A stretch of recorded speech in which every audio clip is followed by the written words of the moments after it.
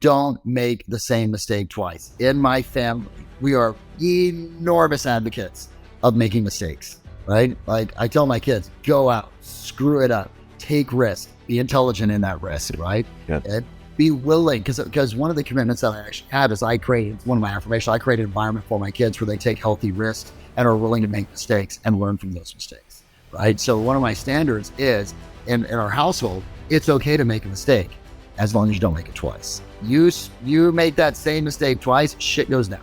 Accountability is the highest form of love that exists. Period. Right? If you don't have a culture based upon accountability, then you pretty much are saying, I don't really care about the agents that I've been entrusted with, that have entrusted me with their life and their career, right? And so I request that everyone really flips that around and recognizes that accountability isn't punishment. Accountability is a form of love.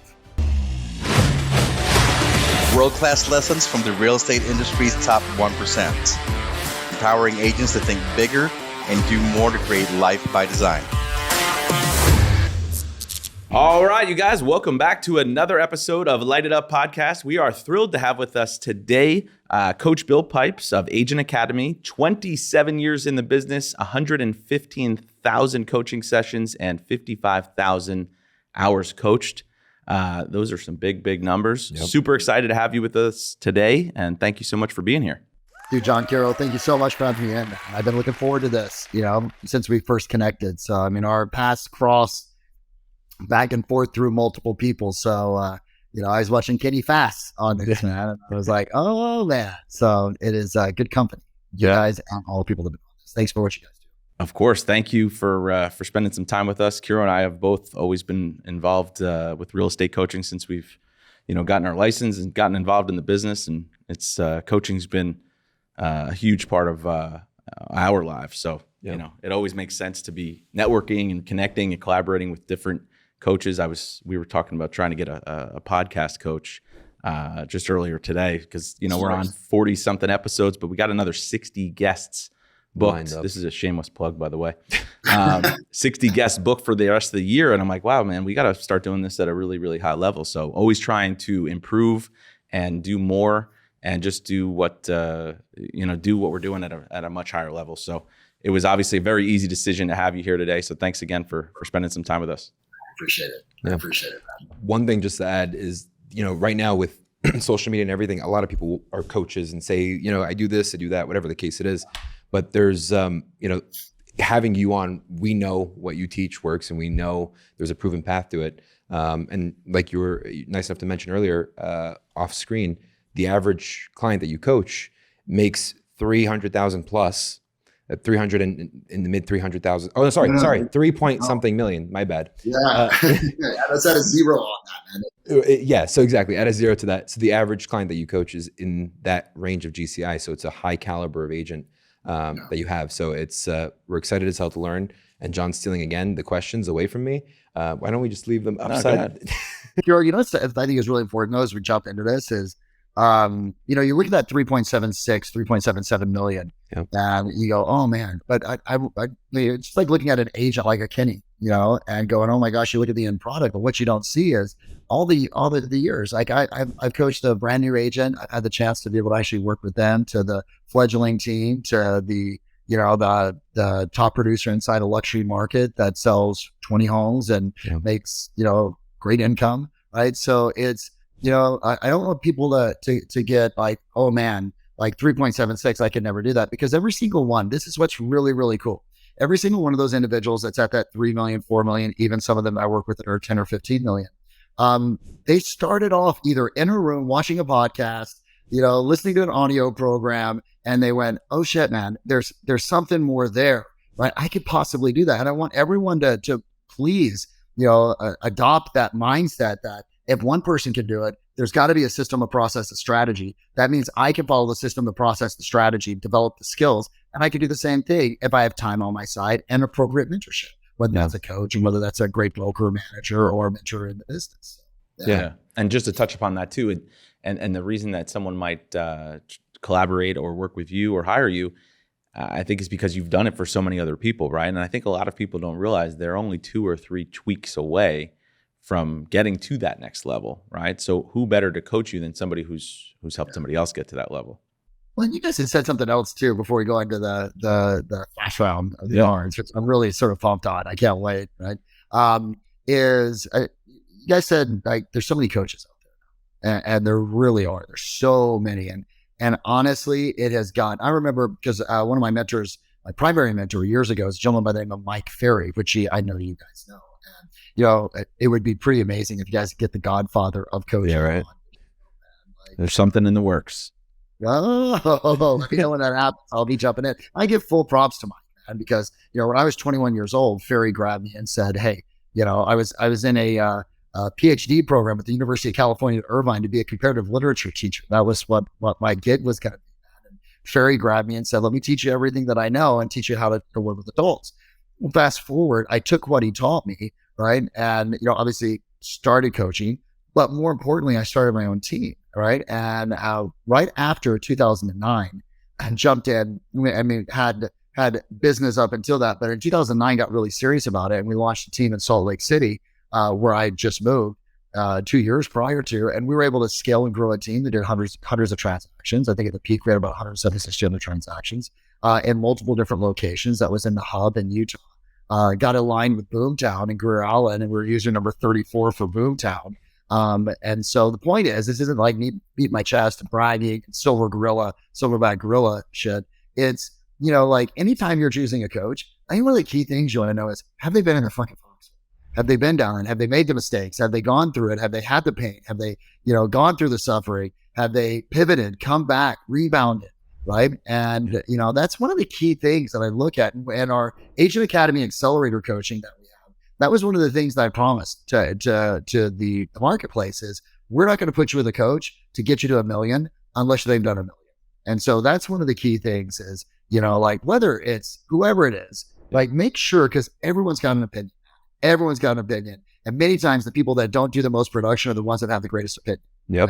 Right? And so the same thing is true as, you know, when you're looking at an alignment with any type of organization or coach or a mentor, dude, have they walked the walk?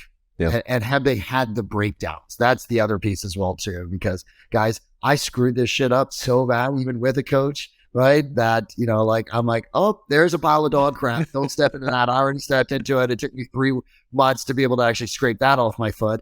Let me make sure that you don't make the same mistake that I did. So, and that only comes through experience. There's only so much that you can get from book audio without having the real life, you know, real life in the trenches. That makes it fun. Yep. Cool. All right. Lightning round.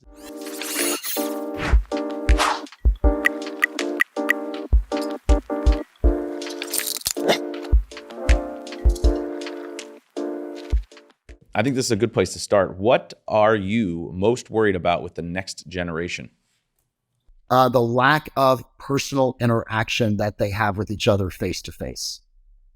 I'm hardcore on communication, guys. I mean, really, communication influence. I know you guys had Matthew Farrag on, and Matthew is longtime friend, actually partnered with Agent Academy right now for the NLP course that we run. He and his wife, Kristen, who are just dear close friends and advisors for me in my business and my life. You know, and you know, like NLP, which I love, is all about interpersonal connection and rapport building. And there's so much of this, man, that is pulling our kids away from being able to have the skills to be able to in person communicate, connect, have influence, have persuasion with each other. Right. So that's the biggest concern that ultimately that I have right now with this next generation, and that so much of their meaning is established based upon the shit they see on the on social media, which is 95% fluff, fake, and what people want you to see versus what's really going on. Because otherwise the kids think that everyone is figuring out fast and quick and whatever,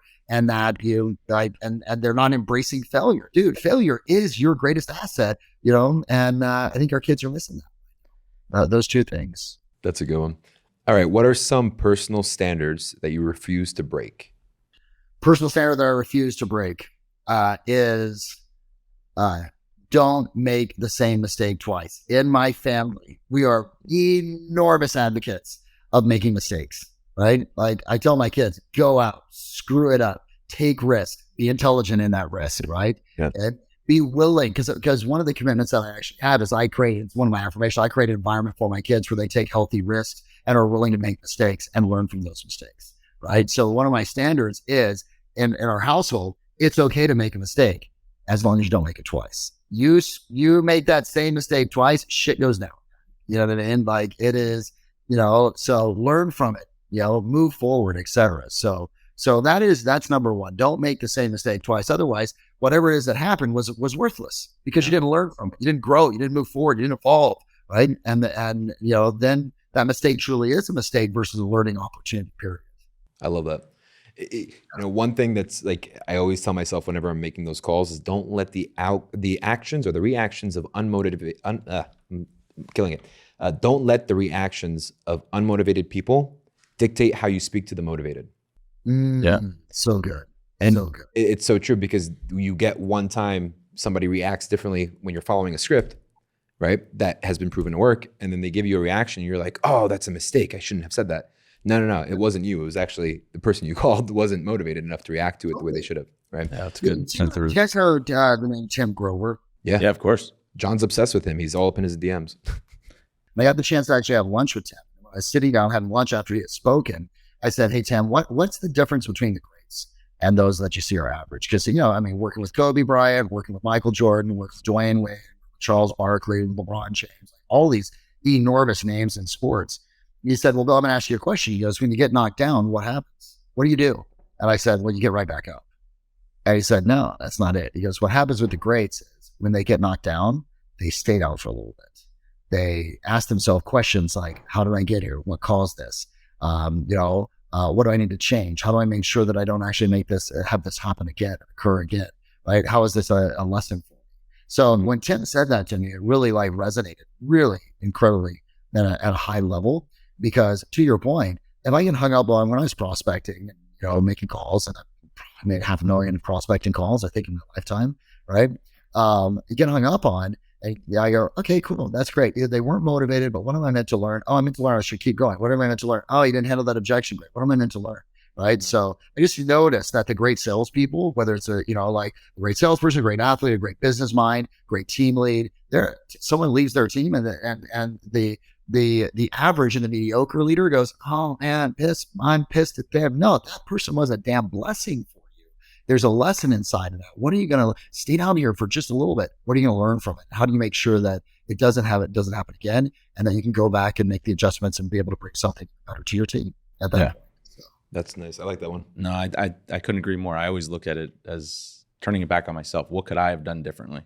Yeah. And what could I have learned from it? Yeah. All right. What is something you think everyone should do at least once in their life? Wow. I could go multiple fun ways there, but I think everyone should do two things. Go skydiving one time in their life, right? To overcome one of the greatest fears, which is being out in the middle of nowhere with nothing around you and you're falling at 100 miles an hour. So I remember doing that, getting done, and I was like, oh man, it was a breakthrough, right? Because it's such a metaphor for life. Going up on the plane, you're scared, you're nervous, everything that you think could go wrong, you're thinking about. And I remember when we skydived, we're out in Lake Paris in Southern California. And we're walking out to the plane. I looked at her and you got someone clicked on your back, by the way. Attached to your ass. And I'm like talking to him, I might, okay, no joke. Well, we was dick, right? So, dick on my feet. Right? They always say butts to nuts. And I'm walking, I'm making small talk with him, so you come here often? If you've never done skydiving, I literally have to sit between their legs or sit on their lap because it's called a tandem jump. And dude, when you're going up, any of you that have done this know, your mind's thinking, oh, what if the parachute doesn't open? What if the plane crashes? And what if, this guy has a stroke? Or what if I have a stroke? What if everything that could go through your head, And it comes to this moment where your heart's beating. And I remember I wanted to be number one. I'm sitting and the door opens and I'm like, oh shit, man, it's game time. Right. And jumper number one is my buddy, Zach. And he is just lost, and they're rocking him back and forth. And he's sitting, coming right at me because I'm staring this way, the windows here to my right. And Zach goes by and he turns, he goes, oh, right? They've been running each other up. Like, but here's the point. Everything that was thought, oh my gosh, here we go. What if this happens? The minute that you are out in the air and you think it's got to be this quiet experience, it's not. It's one of the loudest experiences. You're up and your face is moving around. Yeah. All you're left with is the experience, right? When you're leading up to any type of big decision that you got to make or any type of action that you got to take, right? Your mind, your drunk monkey, right? I'll use Matthew's term, just beats the crap out of you and comes up with all the things. But the minute you get into action, then all that disappears. Prospecting, going on a presentation, using a script, whatever. So that's so true. So I went skydiving after like having maybe 3 hours of sleep, and the ride up, I'm like, I'm just gonna like end up knocking this guy out when I like put my head up there. And he's like, I was like, by the way, like, when the parachute goes off, is it gonna hurt? Because like the straps were tight around my thigh. Yeah. He's like, your adrenaline's gonna be kicking, you won't feel a thing. And I'm like, all right, cool, I believe you. The whole time I meditated right before it. I was so present. I'm like, all right, this is going to be interesting. Let's see how this goes. We jump out of the plane and I couldn't breathe. And he's just like, scream. I'm like, ah! And at that point in time, like, cause you're going so fast down there and it's, you don't think of anything and there's no fear in the air. All you're thinking about is like, this is actually insane. Like, how am I doing this? The most present you can be, I've been in life is that, like, it's a moment like that. To your point, KIRO, when you skydive, man. Everything, nothing else exists. Yeah. Not this deal that you're working on, the lead that you need to call them, whatever. It's just present moment, man. Yeah. It's very rare that you get that. So. Yeah. No, that's good. All right. So if you had to spend a whole day with anyone, dead or alive, who would it be? Okay. Very few people are actually going to recognize this person, but I'm going to say it anyway. Henry David Thoreau. Who wrote a book called Walden. He was the Transcendental Movement with Ralph Waldo Emerson. Actually, no, I take that back. If I'm well, I'm gonna pick two. I'm gonna pick two. Okay. Okay. Henry David Thoreau, to chill, because this dude went to the woods, and I have a quote from him on my arm, right? Tattooed on my arm, because Sarah, I went to the woods deliberately to put to rout all that wasn't life, and not dead. When I died, come to find that I had not yet lived. Right. Mm-hmm. Carpe diem comes from him. Right? Not it would come from him, but he really coined that phrase. And so I'd really love to spend some time with Henry David Thoreau, really talking about simplicity, because that was what his entire book was about, what his life is about. On the flip side, if I want to have some fun, I'm a big literary, like you can see the library behind me for those of you that are actually watching. I'd want to spend a day with Ernest Hemingway. I'd love to go deep sea fishing with Ernest Hemingway, drink some beer with him. I don't drink really anymore, but drink some beer, hang out with him on a boat, old man in the sea type of shit, and just talk to him and have him tell me stories about his experiences in World War I with the lost generation. I'd love if I can do that. That's awesome. Would I learn something? Yeah, because both of these individuals made choices. They were Henry David Thoreau was his book has become iconic, right? And then you look at Ernest Hemingway, man. He was the definitive author of his time. Right. And I would love to find out how he did that, because really he was a marketer. He was a brander, he did it through his books versus doing it through social media. So, yeah. So for the sake of the, your new program, so does this book look familiar? Yeah, totally. Is that Grinder? Yeah. Yeah, baby. So in the beginning, obviously Bill has the NLP coaching that he's teaching. And one of the biggest things, as we were reflecting on this episode, is the hardest thing that, not many coaches are able to do, but you've successfully been able to do, is you've been able to reframe agents to become business owners. Mm-hmm. And that's probably one of the hardest things to do. So I want to start this off with a story, and I want your perspective on it, and we could talk about how you've been able to do that. So in the beginning of this book, they're talking about how Chinese Taoists, right? I'm probably saying that wrong. Taoists? Taoists.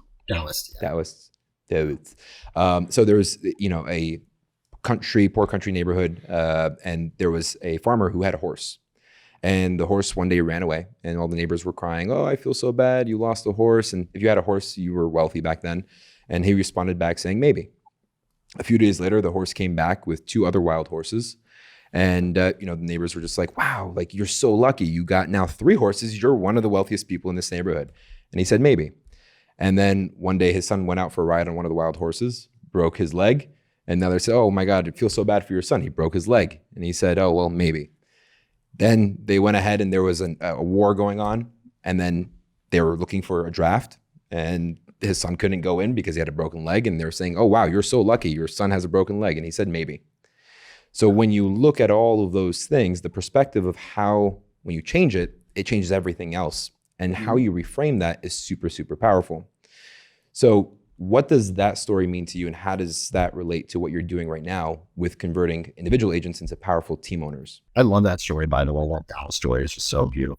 One of the mantras I have in my life is that to always recognize that the universe is working for me, not strategizing against me. Right. Like it really is. I could take you into my house where I am right now, and I have a chalkboard, and every single week I put a new quote up. Right. Again, and it's one of the things that we teach in NLP. And because we do NLP from a training perspective. If you look at John Grinder and Richard Bandler, they do it from a more of a therapeutic self-awareness, whatever. And that's how it was formulated.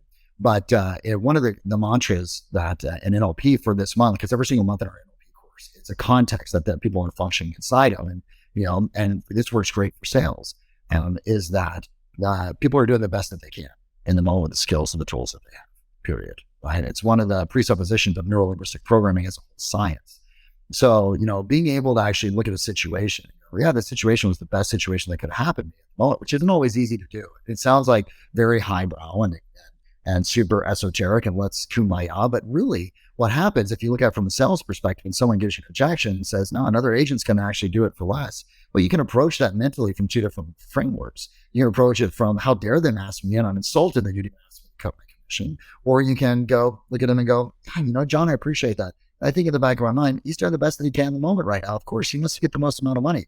The whole thing, what happens is communication is nothing more than the transference of energy between two people. And you have, we go scientific and neuroscience, and you have mirror neurons, and people can read each other's brains, right? We've all had those moments where you finish someone else's sentence. Well, that's not by happenstance. It's that's scientifically proven that when two people are entrained energetically, right, aligned with each other, then you start picking up on each other's thoughts. And if you look at times that that's happened in your life, it's probably occurred in moments where you're really dialed in and you're really present. But so when I look at being able to shift the frame of this person is doing the best they can, right? The universe is working for me, not against me. Then all of a sudden resistance begins to disappear, because what happens is I'm not approaching that objection from a standpoint or a situation with a standpoint of I need to defend, I need to prove, I need to justify, I need to validate. It's I need to understand. I need to come from curiosity. This person is doing the best they can. When you do that, whether you're a leader leading a team, whether you're an agent that's working, through a difficult situation in negotiations with another agent, whether you're an agent or an agent on your team calling expireds for sell by owners or following up on these, when you have that mindset, right, it's no longer really what happens is connection becomes a lot more automatic.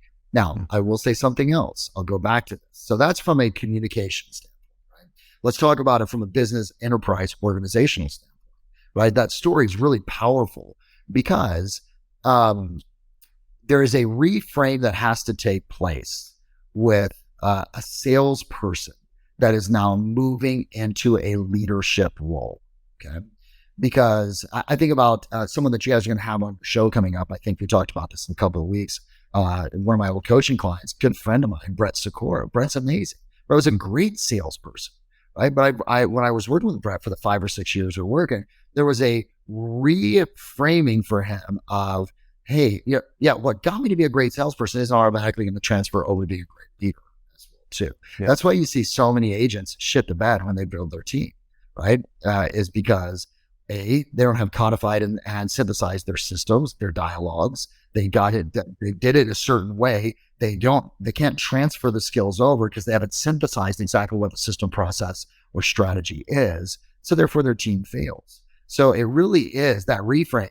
What does it take to be a great business leader, which is a massive commitment to understanding and tracking your numbers always, right? Numbers are the language of business, and all business owners know that. I don't care if it's the CEO of Delta that is getting a report in terms of the number of seats that were filled and what the vacancy was in terms of the planes, right, or the emptiness, or if it's a Holiday Inn that is doing the same thing, or whatever, right, or a real estate.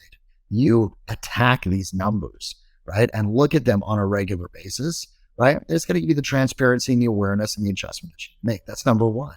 Number two, you have to get systemic in your approach, right? If you're going to be a team lead, if you're going to like lead a team, you have to become systemic in your approach, which, as I said, you got to take your listing presentation that you've done, ad lib in your own way, get it on paper so that you can give it over to somebody else and say, here's how you do it, right? And then I think number three is got to become a great coach.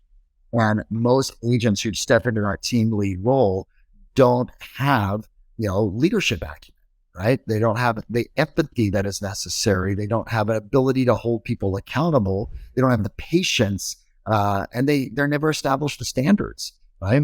If they do establish standards, they don't stick to them. So there's this whole reframe. Yeah, you're a great agent, but all that's only a portion of what's going to make you a great leader as well, too. Yeah, that's the biggest thing is like as an individual agent, you break that threshold when you have so much conviction that you're the best option for them, for the client. And then you're coming from a place of service and you're coming from a place of understanding, like, tell me more, right? When you believe that you truly are their best option. But when you go into a leadership position, it's like you don't have that track record to support it, right? So it's almost like you're going in there, it's almost trial and error, right? And it's like you're failing forward fast. Well, I think a lot of times too, it's this is what worked for me, and you're trying to, like, if you were a heavy prospecting focused agent and you're saying this is what worked for me, and you're telling somebody to have that same focus, and they just, everybody has a different path, right? So it's what worked for me may not necessarily be the best thing for them.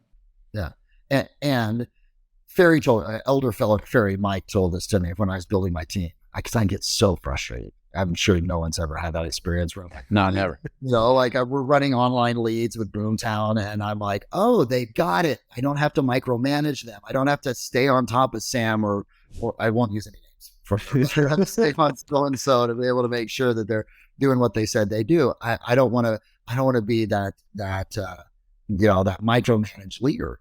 And then I take my foot off of it, and then they're about to go back to not following up on the leads. And I'm like, when are they ever going to get it? Why do I have to stay on top of them so much? And Mike said something to me that's so valuable. He said, if they were you, they would not need you. Mm-hmm. And they're only yous that will report it, or their own individuals. But because they're on the team, you have a responsibility to create the environment for success for them, right? And so, that's something John Cheplack, my partner, says. Our job as leaders, create the environment for success. Right?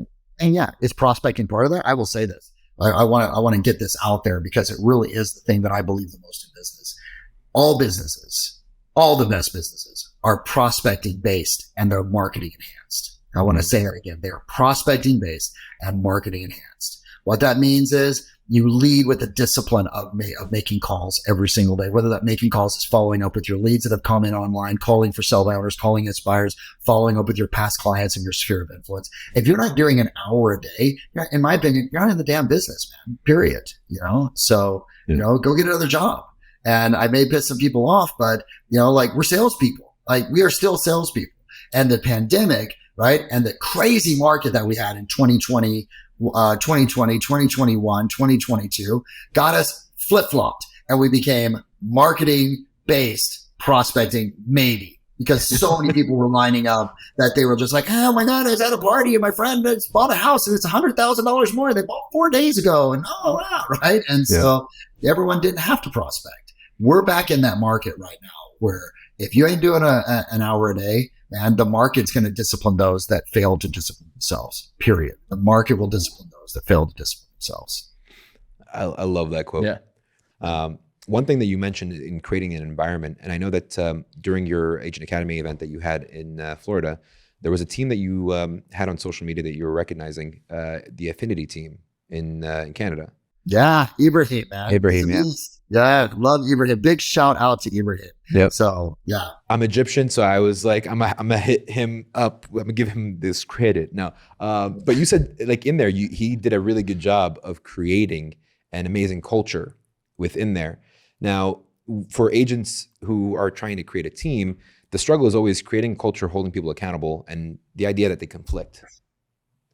Can you describe the balance that that was being able to be created there, and how? So for sure. So I'm gonna start with a quote from my buddy John Cheplack. Accountability is the highest form of love that exists. period. Right? If you don't have a culture based upon accountability, then you pretty much are saying, I don't really care about the agents that I've been entrusted with, that have entrusted me with their life and their career, right? And so I request that everyone really flips that around and recognizes that accountability isn't punishment. Accountability is a form of love, right? Okay. So Ibrahim, it's really interesting. It was about 6 years ago, 6 or 7 years ago, I think it was. He was at an event that I was leading down in Atlanta, right? A different organization. He came in as just him and two people. And what Ibrahim did, what is his superpower is he cares and is interested in his agents, period. And there are things that he does that anyone else could do, and it would feel like a tactic or a strategy, but he does it because he actually cares. From gifts that he gives his team members to, like Nike Air, like he gives some of them like these shoes and this and the wife, and gets to know the wives and the husbands, and they do stuff with them, and they have this big event. Well, it's interesting because we're at a mastermind on Sunday before Sales Mastery in Fort Lauderdale. And Ibrahim was taking everyone through all these cultural components that he does to show the appreciation and gratitude to the team, right?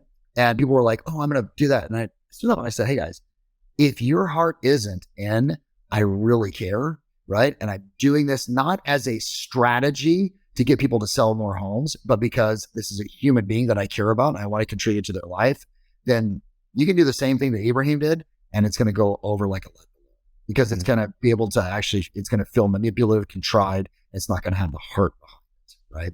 So Ibrahim's culture is one where he does care, where he does want to see people succeed, right? Where that is what he leads from, right? Can you get hurt doing that? For sure, right? But at the same time, no one leaves his team. Nobody leaves. Like 98% non-attrition or like keep rate, which is insane for a team of his size, right? So if you're starting a team and you're just doing it because of the fact that you want to make more money, stick to being a solo agent, But honestly, I mean that with full respect, but you got to actually care about people and want to see them succeed and want to show your brilliance and your insight and your mistakes to be able to actually pour into them. You do that, then accountability becomes a foregone conclusion, right? Because when you care about, are you guys married? Yeah. John is, not me. Okay, John. Okay, John. What's your wife's name? Verica. Okay, so big shout out to Verica, because she is, I'm sure, behind a lot of the success that you guys have experienced. What I would say is, do you have kids? I do not. No, not yet. You don't have kids. Okay. Did you guys' parents ever like discipline you, hold you accountable, anything along those lines? Oh yeah. Okay. Why? Why did they do it?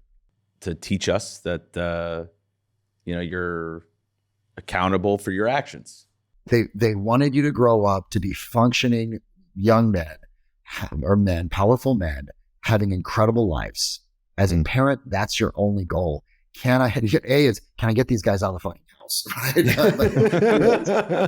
be really honest, right? And number two is, can I get them into a space where when I no longer have them, that they are going to have a life that inspires them, that lights them up, and that they're healthy, happy, and strong. Well, I look at, having a team as like having some kids, you know what I mean? Yeah. And you look at this and they're entrusting you for their career. And so accountability, if you truly care about them, is is a critical component. So. No, that's a really good way of reframing it, because that's, sometimes you feel bad almost holding people accountable who aren't, because like you hear the excuses and you buy into it. But the reality is that you just need to be holding them accountable to the activities that they need to do, not, based off of performance, not about them.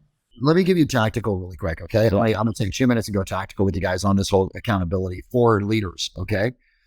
If you have a team member, and I was just working with Justin Haver, right, up in Calgary. It was just amazing. It'd be great to get on the show, guys. He's number one for you guys. I believe number one, number two organization. And Justin and their team are beginning to actually work towards more accountability inside the culture. They've gotten away from it during COVID, and they're reintroducing it. So we can't really jump back in and go, let's tighten the screws. Yeah. So if you're looking to be able to establish accountability as a cornerstone for your organization, here's a couple of key questions. If I'm sitting down with someone, they're on my team, and I'm having a conversation with them, they tell me their goal.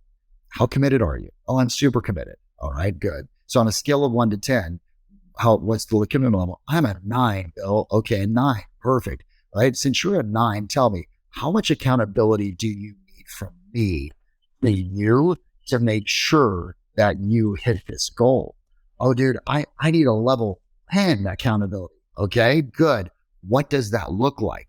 Okay, you said a 10. What does a 10 mean to you, right? In our relationship, right? And then they go through and they lay out what a 10 is. And then you say, well, listen, if there's ever a moment where I'm going to have a difficult conversation, because if I'm holding you accountable to level 10 to this goal, then we're going to have some challenging conversations, right? It always isn't going to be rainbows, unicorns, right? How do you want me to approach that? What do you want me to say to you? What's the appropriate manner for me to be able to actually do that and hold you accountable? What does that look like, right? And then what you're doing is they're giving you their criteria. We'll go NLP. NLP is based a lot on criteria and value elicitation. But what I'm doing is I'm finding out the value, the criteria, and then at the very end, I say, do I have full permission to hold you accountable at level 10? And they say yes, right? What I've just done is I framed this relationship now as a relationship that their goal is one based upon me helping hold them accountable. They've given me permission. So now if I have to go back and have to have John that challenging conversation, KIRO, I can say, hey, John, remember when we had that meeting and we talked about accountability? Yeah. Remember when I said we may have one of those difficult, challenging conversations? Well, this time is right. Yeah. It's just managing expectations, right? It's almost like saying to a seller, like, if we're putting your home on the market, and if you don't get any offers in the first 30 days, we're going to have to revisit the price, right? Yeah. So it's saying to an agent, hey, if, you join the team and you're not making the contacts and not, setting appointments, we're going to have a conversation. And we had this agreement and you asked me to do X and you told me to do Y. I mean, all I'm doing is, as your leader, doing exactly what you asked me to do. See, I've got permission to hold them accountable. Yeah.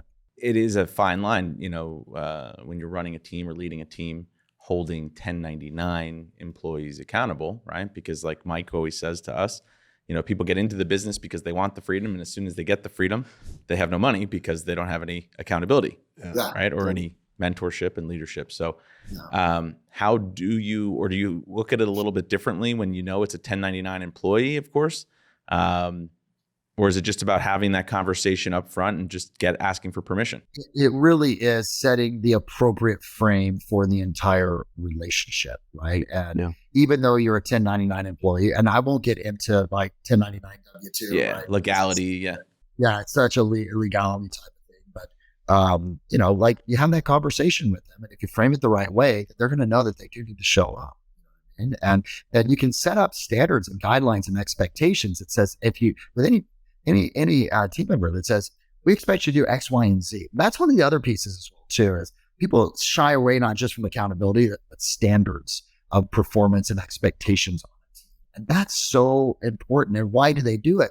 Well, because you've done it in the past. I can't tell you how many people, when I start working with them, like, what's your standard for performance of an agent on your team? 2 deals a month, right? 2 deals a month. Like so many people, it's like they went to a seminar and someone said, the standard needs to be 24 transactions a year, because I seriously got one person, next person, like, could you do a fucking seminar? And someone like told you 2 deals a month. Well, we all steal each other's SOPs, right?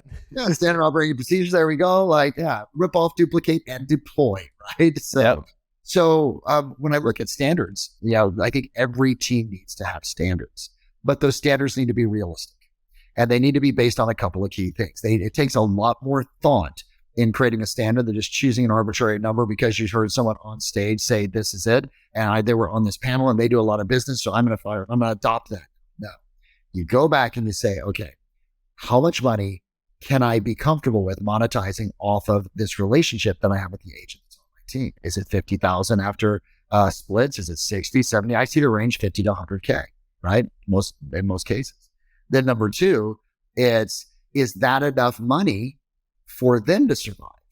Is it just about how I'm going to monetize off this relationship and support? Because we are in the for-profit business, right? Now, like you guys hear me talk about like support and love and everything, but I'm in the for-profit business. You guys are in the for-profit business, right? All teams should be in the for-profit business. So then I look at this and I go, is it enough money for me to say that this investment of time, energy, effort, and assets to this person is a good return on investment? Awesome, it is. Now, is that number also that they're going to earn if I say this number of, let's say the deal, like I want to have people do 8 deals a year on my team. Well, I look at that, I go, well, that's good. I make $30,000 off of that, before expenses. And with my expenses, my margins, I can be happy with that. But then I look at it, I go over to the agent, I go, well, if I'm making 30,000, whatever split function is in or whatever, they're making 25. Well, can I really run a team where I feel good at night making a promise that my business is structured around you making $25,000 a year? No way. So that second portion of the standard to determining it needs to be, can my agents earn enough that it is, a good career and I feel good for them? And then number 3 is, can I get behind it? And do I have the system of training and coaching and a playbook? Every single person I coach, we do this, right? We go, what is the number that you feel good monetizing? And typically that ranges in between 12 and 16 is what we're seeing. So that's typical standards. And where it's enough for me to monetize and go, that's good. It's enough for me to look at the agent and say, you're going to make 50, 60, 70, $80,000 a year, right? We're going to hold you to that. And it's also then at that point you go, do I have the onboarding to be able to support them? Do I have the coaching and training? And have I laid out a playbook, is what I call it, of here's your 8 or 9 things you need to do every single day that will drive you being able to be on the standard. That right there, then you have a culture that's built on accountability because you're holding them accountable to processes and procedures and actions versus just a number at that point. Yeah, that's invaluable. So you had mentioned that, what does accountability, like speaking with the agents, framing this, the circumstances, say, what does the accountability look like to you? How do you want me to approach it? What happens if, you're not holding up your end of the deal? Are you, okay with me confronting that? Yeah. Do you find a lot of people say, well, yes, I want the accountability. Of course, coach, I'm happy to, have you hold me accountable. No, I want you to confront me. A lot of people just say yes to that. I mean, at what point do you figure out, who's really motivated to move forward? The minute that you have to put the spurs on. Yeah. And actually, even before that, that's one of the benefits of let's say that you do develop a playbook that is designed to get every person on your team to 12 or 16. I like derivatives of 4, if you haven't noticed. And why is that? Because I don't think it's fair to hold an agent accountable to monthly numbers. I think it's more fair to hold them accountable to quarterly numbers, because you have a good month, a down month, and up month, right? Whatever. I think a quarter is a long enough runway to be able to actually see as someone, gotta be able to actually maintain that. So with most of the teams that I coach, what we centralize on is not so much the number of performance, but are they putting in the work, right? Because if they're putting in the work, I mean, Mike said, I'll quote him again, right? Ferry said, even a blind squirrel finds a nut every now and again. Mm-hmm. So if I know that someone is working hard, putting their time in, the numbers you mentioned show up. I'm more concerned with the procedure, that they're following the system, and as long as they're doing that, I may be a little bit more lenient on the end numbers to begin with. But if someone's going through and they've been on the team 6 months, they're doing everything that they need to do, and they're not freaking actually hitting numbers, we have a responsibility to go, real estate may not be the right job for you. Go get another job. The sales thing may not work out. So, yeah, that's a good point. Just to summarize it in a way where you're basically saying the work ethic that you're willing to put into it is one thing that you can't teach. The skills, however, you can. So as long as they're willing to hit their numbers, and even if it's 500 numbers to get a deal, and they're committed to doing that level of commitment that's what you want. Somebody who's committed, ready to rock and roll. Are they following the playbook? Because if they're following the playbook, I'll have a little bit longer runway for them in terms of numbers. But here's the cool thing. Most of the people that I coach, their teams are brand new agent into the business, 4 to 6 weeks they're transacting.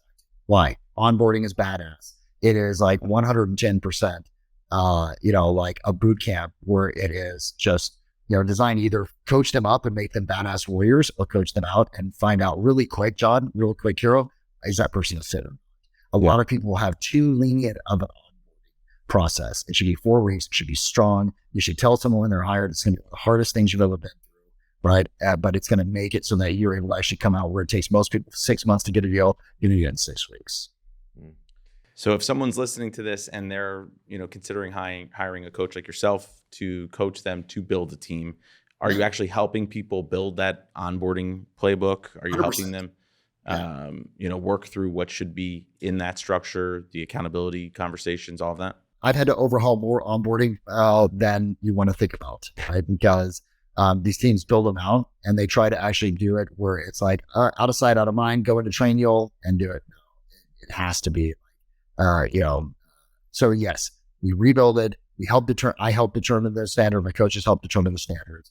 Then we look at the support. We look at the top of leadership that's involved. Are you going to have coaching? Are you going to have peer accountability groups, led by one of the leaders? So all that is, there's always multiple different options. You can go one-on-one coaching that you have with an agent. You can go peer accountability groups that you can run. You can do a hybrid of the two. It really depends upon the person, the leadership that they have, and also the bandwidth. Are they still selling something? So you build out everything together. So the right now, when somebody's starting to build a team, it's they're basically either producing or they're just focusing on building the team nonstop, and it takes a lot of time to do it. And you're never in a place where you can actually scale it until you have the right people in the right seats. But to get the right people in the right seats takes a while. Yep. And from your experience in coaching teams up to being in a position to be scalable, right, based off of how much they spend on leads and the ratios, they're able to grow faster. What are some of the key milestones that they need to break through to get to that scalability? Great question. Number one, hire yourself an assistant, somewhere around 20 some odd transactions. Right? Okay. If I were going back into the business right now, I have an assistant right away. You know what I mean? I'd forego whatever it is that I need to forego to be able to have that. That would be the investment I'd make. Why? Because I want to keep myself in the lane of being in sales, right? and working with clients. I'm very clear, dude. 2022 taught me a lot of things. What it taught me is I am so shitty as an integrator. Like I burned through, unfortunately, 2 people on our team because of the fact of the way that I run and I operate. So I had to get, an integrator into my life to be able to actually make sure that as I'm running as the artist entrepreneur, the wheels on the bus aren't falling off as I hit the gas, right? Yeah. So, and I think most of the people that are listening, if you're great salespeople, you are that artist entrepreneur. So the sooner that you can get that milestone hit, hey, you know what? I got $6,000 saved up. I'm not going to invest that in more leads right now. I'm going to invest that in human capital, and I'm going to get an assistant for myself, right? Because then once I have that human capital, I open up more time. I can follow up with the existing leads that I have a little bit more and more effectively, and therefore now I can do more deals, get more capital, reinvest in the lead flow at that point. Now I've got the back end operations running a little bit better, so that it can actually open me up to, okay, now I got all these leads. Holy shit, man, I'm completely slammed. Then about 36 to 40, maybe even 50 transactions is when I see someone still being able to maintain a life with family, right? Out that 40 to 50 range, that's when you go, okay, I've got the assistant. I've got, an abundance of business coming my way in forms of leads because either I prospect from my listings or I bought the leads. Then I need to bring in showing assistant, buyer's agent, whatever. But a lot of people go straight to the buyer's agent first. That's wrong.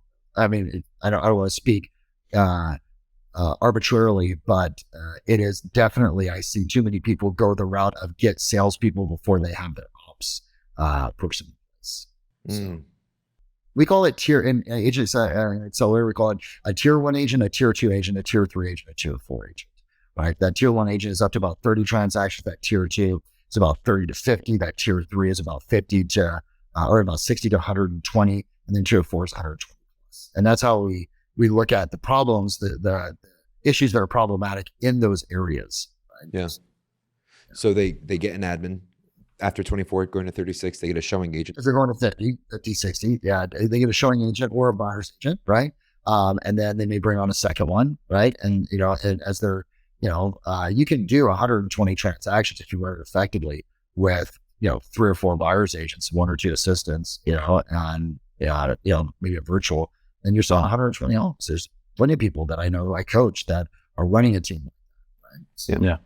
And that's probably the most profitable way to run a team, because then you're basically the rainmaker and you're leveraging people, and you're still somewhere around, as you approach 100, you begin to have that conversation of pulling yourself out of production. I will say something about that. One of the biggest mistakes I see people who are growing teams make is they pull themselves out of production too soon.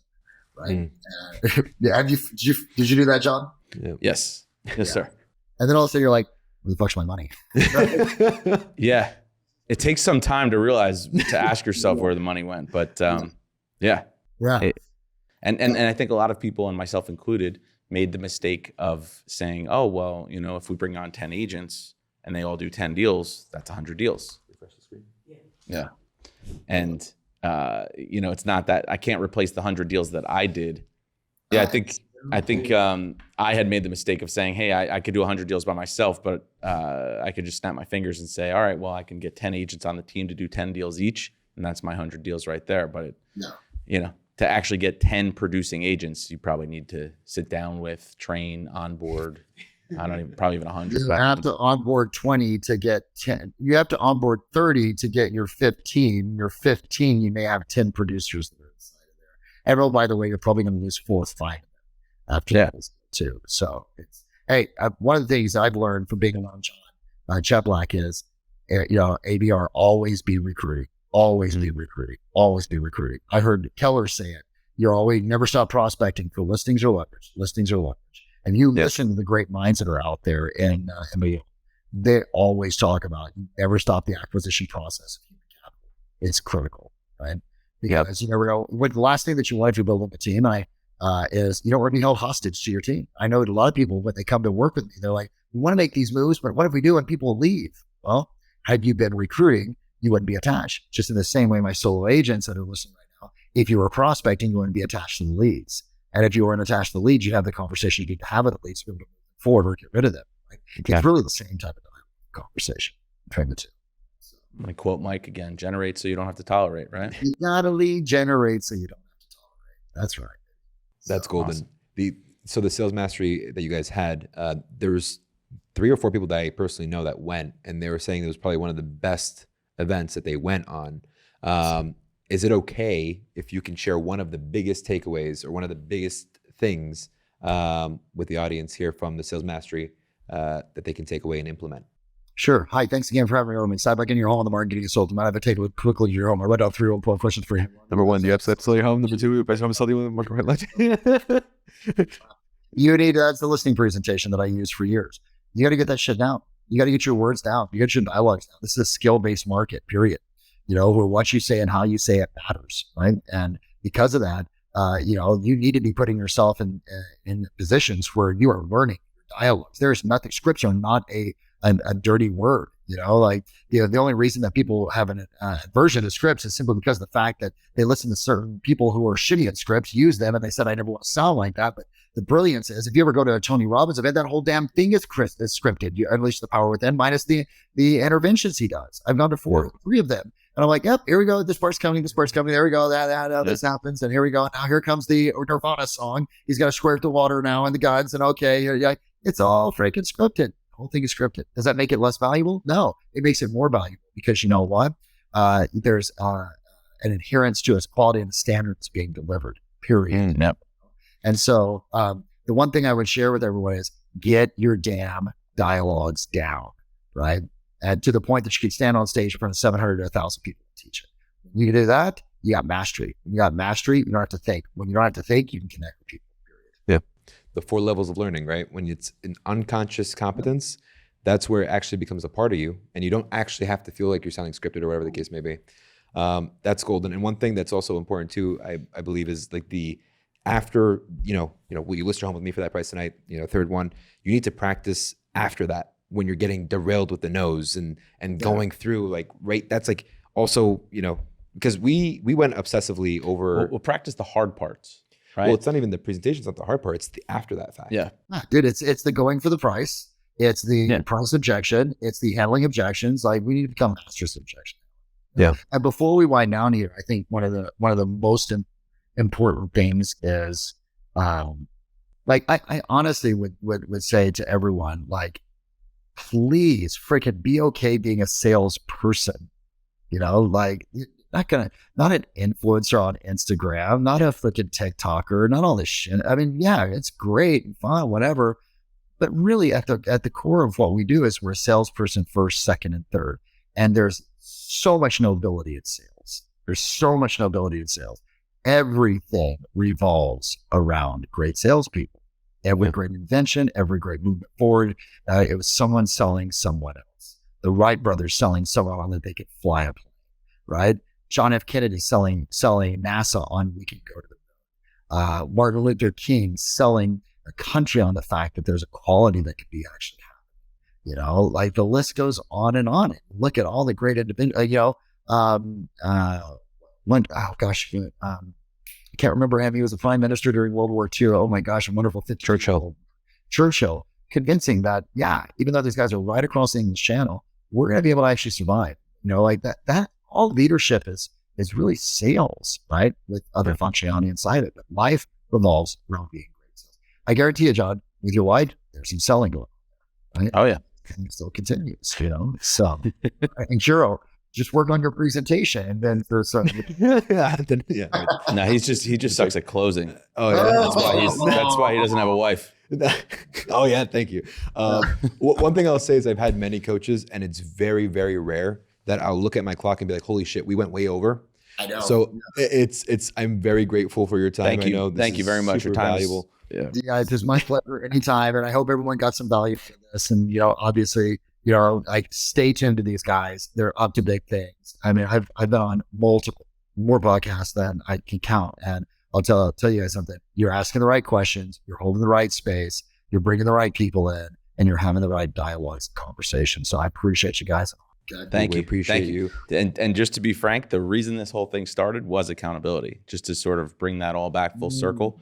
We jokingly said, you know what, we got to hold ourselves accountable to have one high level conversation with somebody that scares us, let's say, a little bit, right? Per week. And we started doing it like every Thursday and turned into a mastermind. And then some people said, let's turn it into a podcast. And then our friends said, what the hell do you think you are? Joe Rogan. We said, no, but let's just keep doing it. And we'll see where it goes. But we're having fun doing it. And thank you again.